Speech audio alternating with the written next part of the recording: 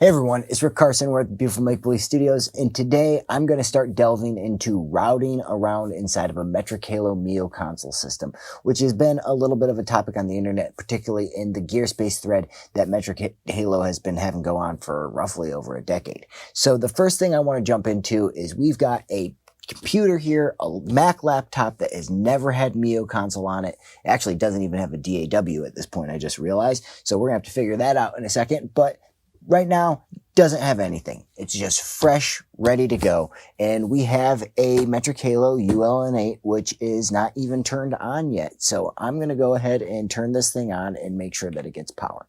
Boom. Awesome. Turned on, it got power. Great. Computer's on, it's working well. I'm going to go download MIOConsole, and that will be a direct download. I'm going to do that to the Make Believe Docs folder, which is fine.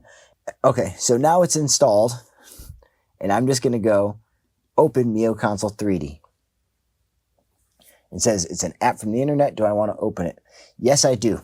And you can see here, there's nothing loaded. There's nothing going on because it is a blank slate. So let me go ahead and connect our interface. Allow. Boom. And you can see over here that our interface has popped up. There's a lot of information in this window, but I won't go into it right now. We'll just note that our interface does exist inside of the MIOConsole space, and we have channels that have been automatically made for all 8 of our inputs, as well as this host channel. And then we have 4 aux channels and a main channel. So the first thing that I want to talk to you guys about is routing, which is what this video is about. And it makes a lot of sense if you start thinking about MIOConsole as a console. When I sit at the API, it's something that exists in front of Pro Tools or after Pro Tools in my world. And that's exactly how MIOConsole works. It exists in front of your DAW or after your DAW, more so than being like a DigiDesign interface like a 002 where you plug into the front of it. There's no software and one inside of your computer. And when you first plug in a Metric Halo interface, it does work that way because 1 through 8 is routed to host 1 through 8. But there's a lot more functionality that you can get out of that, especially if you end up with a system like ours that's hundreds of channels wide. So let's go ahead and just talk about what we're seeing here. So the first thing that we're seeing is these source selectors. And you can see that host 1 and 2 is selected here as a source. And that means that it is receiving host 1 and 2. Host 1 and 2 can come from a variety of sources, but typically the host channels in my world are what's fed from Pro Tools, from my DAW. So outputs 1 through 8 from my DAW can come into host 1 through 8 inside of MIOConsole, and then they can be processed and mixed inside of here. But ultimately right now, why this one exists is because this host 1 and 2 channel is what carries the stereo output of your DAW that is typically routed to outputs 1 and 2 in most modern DAWs. So if you're looking for that, it's right there. And what's great about this is that you can route it to other outputs besides your 1 and 2 that you're typically using for monitoring. You can, record it inside of Session. You can send it to direct outputs. You can put plugins on it and EQ your room. A lot of great uses for having your host show up right there. But for right now, I just want you to know that it exists. Okay, so the next thing to see is that we have our analog sources. And those analog sources currently right now are coming from our ULN. And you can see that they are just the straight analog sources, which means that they are the DB25 connector that's carrying the line inputs. If I went over to mic pre's and selected those, I would be selecting the mic pre's as the sources. If I went over to instrument, I would be selecting the DIs. But currently right now, I'm selecting the analog inputs, which means that those are the line inputs from the DB25. So you can see we have 1 through 8 coming in, and we have 2 hosts right here, and we have 1 through 8 pre. And you can see that there's a selection for pre-insert, post insert, or both. And this is a interesting thing because you can route to your host right here, pre and post insert, but you can also do it from these direct outputs that are pre and post insert. And I personally tend to route from these direct outputs just so I can see what's happening pre-insert and I know that things are being affected, but it's very easy to just select post-insert and then you're going ahead and, you know, if you use the EQ plugin, it is being printed. What's nice about this is you can actually use both so that you can go and say you want to put a compressor on there.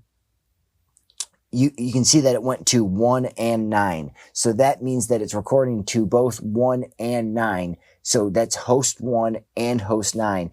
And if you want to, you know, put a compressor on there, you can record the wet and dry by recording host 1 and host 9, which I think is great just for ease of use. But ultimately, you can see that I went to none. I'm going to go back to pre-insert and it should pull up pre-1. If I wanted to go and route this host manually pre-insert, I could do that right here by going host and then host 1.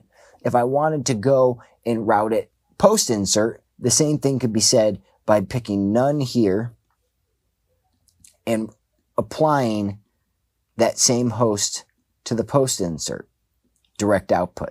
What's really cool about that is that there's multiple things that you can do while you're actually tracking that you wouldn't be able to do with other interfaces. You can send stuff to Pro Tools using your pre and then use a bunch of EQs and compressors, really mess up the signal, and then send that out an actual analog output to a whole other piece of outboard gear and then pull that up on another analog channel and then route that to another host and then record them simultaneously all off of one microphone. And doing stuff like that without a console is almost impossible, but doing it with a Metric Halo system is really easy if you put yourself in the mindset of using a console. So for right now, this is just how to use hosts into Pro Tools. But what about if I wanted to bring all this stuff back out? Well, that's very simple too. Let me go ahead and set this back up so we're not getting rid of any of our channels. These are all of our input channels.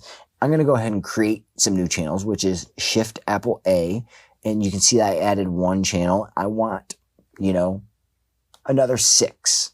So 1, 2, 3, 4, 5, 6. And what I want to do first is go select these channels and I'm going to make them another color. So let me just go ahead and make them turquoise for now. So host 1 and 2 is being utilized for my monitors right now, but say I wanted to route some synthesizers out to some effects units or things like that. Well, I could go ahead and set up a source here from another host. So you can see I've got host 1 and 2 that's already being utilized for Pro Tools, but I can go ahead and select another copy of that if I wanted, which I don't want to do. What I want to do is select host 3. So now that is gone and selected host 3, host 4, host 5, host 6, and host 7. And it's going out from Pro Tools or your DAW into MIOConsole. And you could then go and assign these out to your analog outs. And you can see that these are automatically routing, which is what I want them to do. And another advantage of using a Metric Halo system. There's a lot of little things that are built into it. And we're going to end this video for today, but join us tomorrow because the next thing I'm going to do is show you a couple ways to route hardware inserts utilizing MIOConsole. You could do it using a couple channel strips, or you can do it utilizing the IO plugin, and both have their advantages and disadvantages. I'll show you what I think about both. Thanks. Have a great day.